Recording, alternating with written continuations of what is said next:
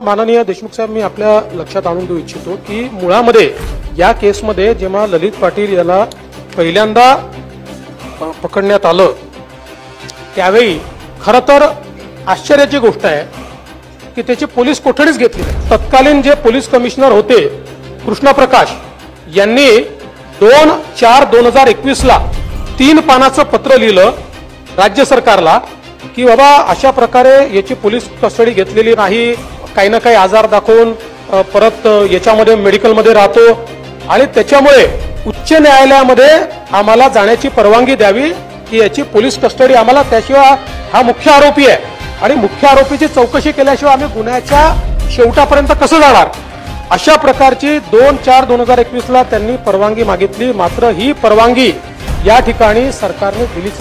आता मी पहिल्या क्षणापासून याच्या राजकारणामध्ये शिरलो नाही, कारण अशा माणसं कुठल्या पक्षात आहेत आणि काय आहेत हे महत्त्वाचं नसतं, पण याच्यावर काही लोकांनी राजकारण करायचा प्रयत्न केला। खरं म्हणजे ललित पाटील हे शिवसेनेचे म्हणजे उद्धवजींच्या शिवसेनेचे त्या ठिकाणी नाशिकचे शहर प्रमुख होते।